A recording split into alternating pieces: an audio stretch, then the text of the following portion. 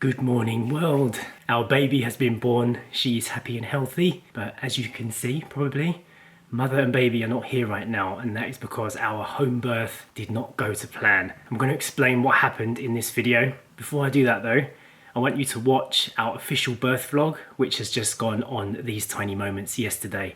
If you've already seen it, you can skip forward about 10 minutes into this video so I can explain the rest properly. But if you haven't, it is where we reveal her name and you get to see what happened, the emotions on the day. Go get yourself some popcorn, turn down the lights, put up the music.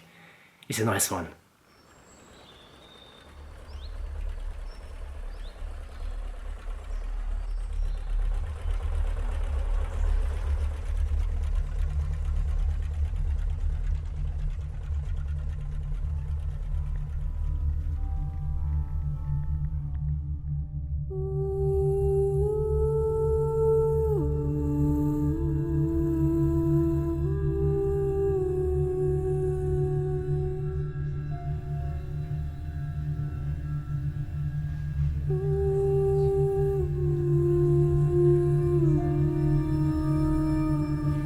It's 2 p.m. in the afternoon and Sacha's having her first contractions. She's going to attempt a home water birth, completely unmedicated. Let's have this baby.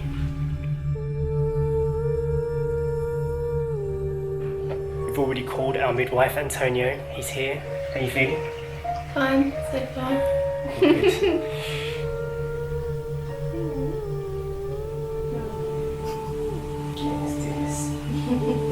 Start small contractions in your cervix. We'll see. Okay? Yeah.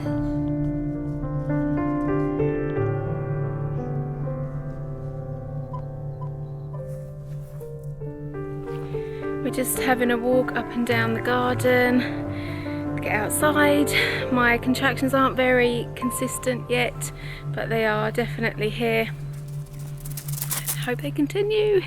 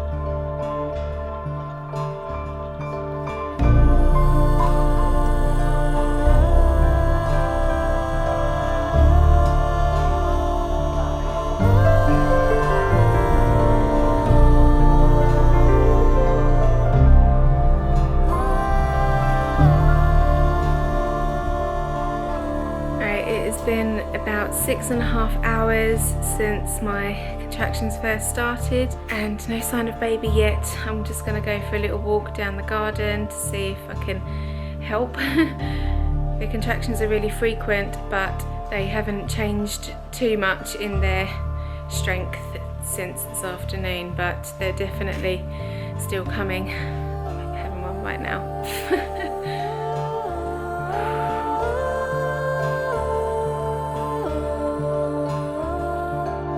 It's now 20 past midnight and Sacha's waters have just broken. I've set up the birth pool, so we should be ready to go. Some of the water isn't clear, it's a slight greeny brown colour, so we've called the midwife Antonio and he's on his way.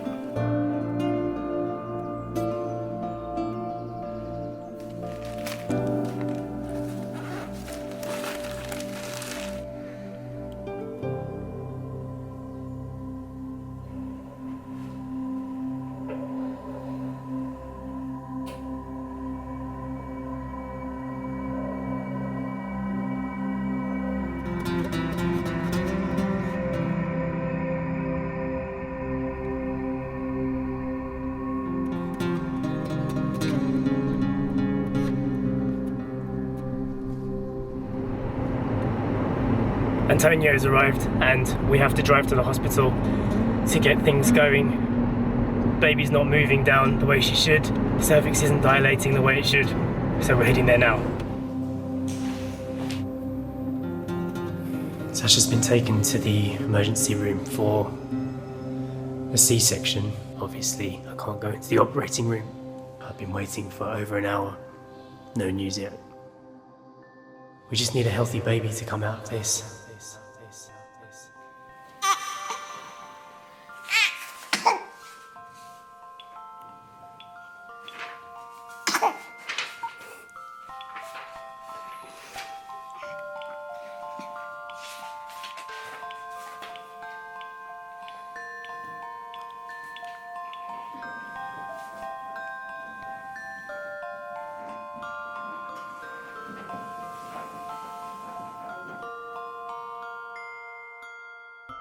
I'll show you things you're yet to see.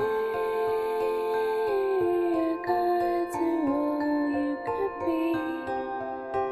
My wish, life comes down to this.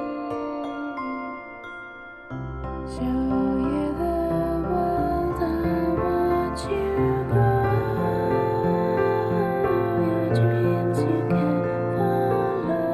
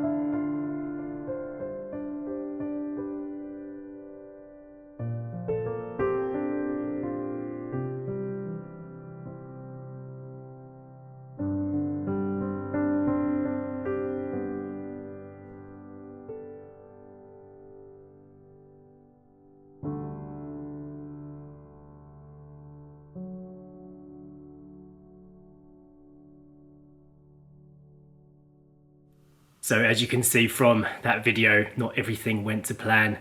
We tried our best to go for a natural unmedicated water birth at home. We had a professional midwife here who was helping us through the process, but it just didn't work out. Basically what happened was, it was quite emotional obviously. The labour process started at about 2 o'clock in the afternoon. Everything was progressing as it should. Basically, Sacha needed to have a cervical massage done by the midwife. He came and he worked the cervix by hand and it started the contractions.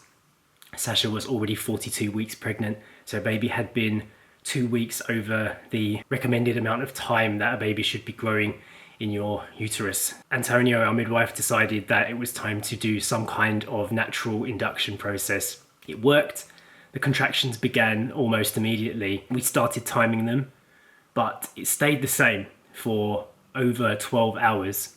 Antonio was around all day. He kept regularly checking back and checking the cervix and looking for dilation. And Sacha's waters actually broke at midnight. A load of fluid came out that wasn't entirely clear. It was full of baby's poo, basically. Apparently that's normal if your baby is late, but our midwife checked Sacha's cervix afterwards. He could see that there was still no dilation at all. So every time Sacha was having a contraction, baby was being pushed against a closed door. At that point, Antonio decided we needed to consider plan B, which was to scrap the home birth, scrap the water birth, and go to the hospital to see if they could chemically induce baby. So about 2 o'clock in the morning, we rushed to the hospital in Coimbra. Sacha was still having 2-minute contractions. She went straight to a delivery room where the nurses prodded her with needles and strapped her to a bed and all the things that Sacha really didn't want to do. But at this point, it was all about baby coming out healthy and safe. So intervention was required.